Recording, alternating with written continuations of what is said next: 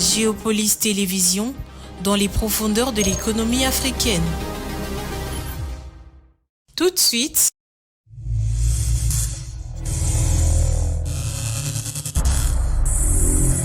bulletin.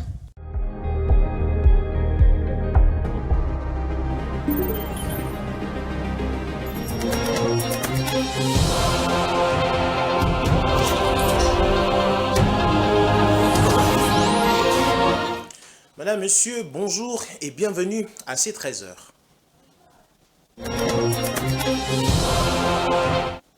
Le président Félix Tshisekedi a participé ce mercredi en Angola à une réunion multilatérale sur le corridor de Lobito, aux côtés de ses homologues de l'Angola, de la Zambie, des États-Unis et du vice-président tanzanien. Lors de cette rencontre, il a souligné les avantages majeurs de ces projets stratégiques qui relient la RDC, la Zambie et l'Angola, en mettant l'accent sur son potentiel pour l'intégration régionale, la transformation économique et l'amélioration des conditions de vie. Cependant, il a insisté sur l'importance de la paix et de la sécurité pour libérer tout le potentiel du corridor. Domomat nous en dit plus.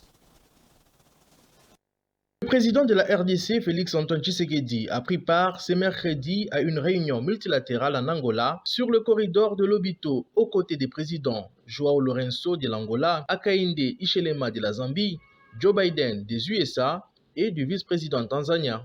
Dans son discours, Tshisekedi a mis en avant les avantages considérables de ces projets stratégiques qui relient les régions minières de la RDC et de la Zambie au port angolais de Lobito. Il a souligné que ces corridors, conçus pour transporter jusqu'à 20 millions de tonnes de marchandises par an d'ici 2030, représentent une opportunité unique d'intégration régionale, de transformation économique et d'amélioration des conditions de vie des populations locales. Le président congolais a également souligné le potentiel du corridor pour renforcer les relations économiques entre la RDC, la Zambie et l'Angola.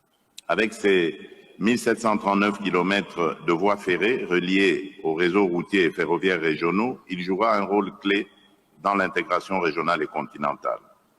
Il a précisé que ce projet permettra à la RDC de valoriser ses ressources naturelles comme le cuivre et le cobalt, essentiels à la transition énergétique mondiale, tout en réduisant le coût logistique et en augmentant les exportations. Les corridors devraient également créer plus de 30 000 emplois directs et indirects, contribuant ainsi à la réduction de la pauvreté et à l'essor du commerce intra-africain. Pendant, le président congolais a rappelé que la paix et la sécurité sont essentielles pour exploiter pleinement les potentiels du corridor de Lobito. Toutefois, pour libérer pleinement le potentiel du corridor de Lobito, la paix et la sécurité dans toute la région restent primordiales. Nous saluons le rôle déterminant de l'Angola dans le processus de Luanda et réaffirmons notre engagement à travailler au retour définitif de la paix à l'est de notre pays. Plus tôt dans la journée, le président Félix Tshisekedi et ses homologues ainsi que le vice-président tanzanien avaient visité le port de Lobito et l'usine Carino Food Processing Factory, principale industrie agro-industrielle d'Angola.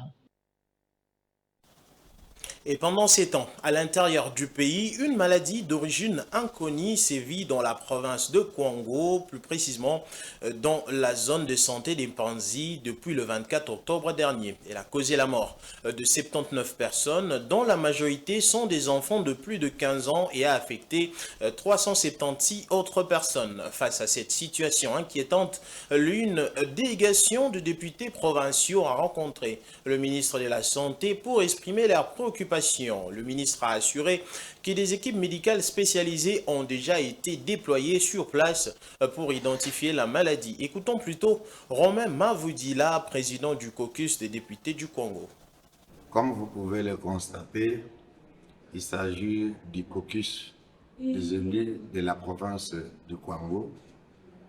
Et le caucus a pensé rencontrer son Excellence, Monsieur le ministre de la Santé, au sujet de l'épidémie qui ravage dans la zone de santé de Panzi, dans le territoire de Kassamolunda et dans la province du Kwango. Et donc, nous avons voulu porter l'information sur cette épidémie auprès de son Excellence parce qu'il n'a pas hésité un seul instant à répondre aux desiderata de députés. Et on lui a soumis le dossier par rapport aux informations reçues de la base. Et il nous a rassuré en ce moment précis que les équipes de techniciens du ministère sont déjà sur place à Panzi. Ils vont procéder déjà au prélèvement des échantillons afin que des solutions appropriées soient apportées et surtout pour arrêter cette épidémie. Et donc le ministre s'est montré très disposé à agir pour que cette épidémie soit maîtrisée le plus rapidement possible. Dans l'actualité sportive, sachez que les Léopards handball senior dames ont été éliminés de l'Arcane en quart de finale sur le fil 23-22 face à l'Égypte. C'est mercredi 4 décembre au gymnase du stade de Martyrs. Le Fauve congolaise joueront leur match des classements c'est jeudi à 18h face à l'Algérie. Retour sur cette rencontre qui a opposé l'RDC à l'Égypte dans ces reportages.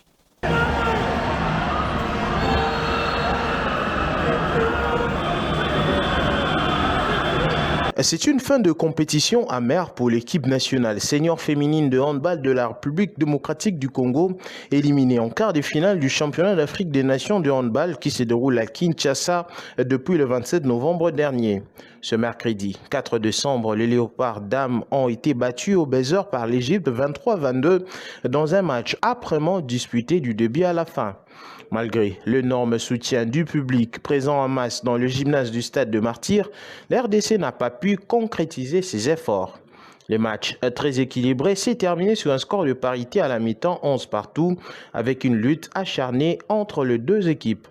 Le président de la République, Félix Tshisekedi, présent dans les gradins pour encourager les joueuses, n'a pas pu influer sur le cours du match, malgré son soutien manifeste. En seconde partie, les Congolaises ont perdu un peu de leur maîtrise, multipliant les erreurs et se faisant dévancer de 4 points par l'Égypte. Cependant, galvanisées par l'air public, elles ont réussi à revenir et égaliser à 2 minutes de la fin, créant une intense joie dans les gymnases.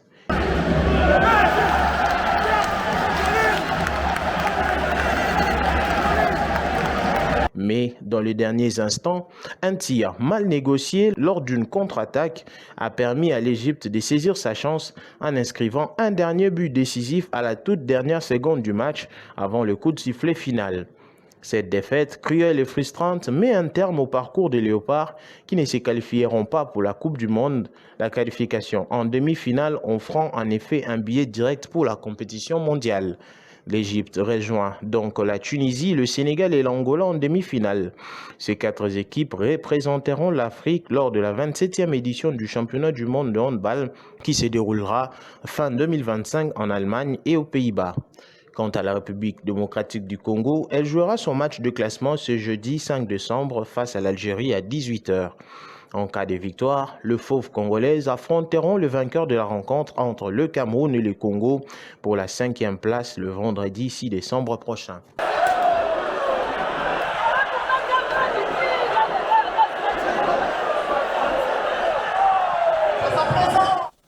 On va prendre l'actualité à l'international pour finir. Au Burundi, l'agriculture représentant environ 40% du produit intérieur brut pour 80% de l'emploi. En 2023, demeure le poumon vert de l'économie du pays d'Afrique de l'Est, porté par le dynamisme des exportations de café et du thé qui ont respectivement atteint 19,1% et 9,2% en 2023, auxquels s'ajoutent les exportations d'avocats qui devraient atteindre 11 millions de tonnes par an d'ici 2030. Dans la table ronde sur l'investissement pour la réalisation de la vision 2040-2060 prévue le 5 et 6 décembre prochain à Bujumbura, les producteurs agricoles sont appelés à vanter ces produits d'exportation afin d'élargir les marchés. Francine Moukeba nous en dit plus. Favorisé par une reprise généralisée à l'ensemble des secteurs agricoles, les rebonds de la croissance économique du pays d'Afrique de l'Est, amorcés dès 2023, devaient connaître un développement important en 2025 et au-delà. L'agriculture représente environ 40% du produit intérieur brut pour 80% de l'emploi en 2023 selon les chiffres officiels, demeure une composante essentielle du développement économique au Burundi, portée par le dynamisme des exportations des café et du thé qui ont respectivement atteint 19,1% et 9,2% en 2023, auxquels s'ajoutent les exportations d'avocats qui devraient atteindre 11 millions de tonnes par an d'ici 2030. Pour maximiser les bénéfices, les experts, dans le cadre de la table ronde sur les investissements pour la réalisation de la vision 2040-2060, prévue les 5 et 6 décembre 2024 à Bujumbura, appellent les producteurs agricoles à vanter ces produits d'exportation afin d'élargir les marchés. À noter que les secteurs de l'agriculture au Burundi, encore sous-exploités selon les experts, les opportunités d'investissement dans ces secteurs se font sentir dans les besoins de modernisation des pratiques agricoles, les besoins d'une agriculture tournée au marché, la pratique de l'irrigation, les produits à grande échelle, les chaînes de valeur et la valorisation des produits locaux. C'est la fin de ces 13h, madame, messieurs. Merci à vous de nous avoir suivis. Restez branchés sur le programme de Géopolis Télévision. Tout à l'heure, vous aurez la page magazine consacrée aux états généraux du portefeuille qui s'annonce déjà pour le 9 décembre prochain. Ensuite, vous aurez un documentaire. Puis, il y aura une émission spéciale où Willy Kalingai et Christian Lusakono notamment reçoivent le VEPM en charge du transport, Jean-Pierre Bemba, et à 19h30 vous aurez la grande édition du journal télévisé qui vous sera présentée par Maryse Boleli, puis à 21h vous aurez votre émission Chemin Critique avec Willy Kalingai. Au revoir.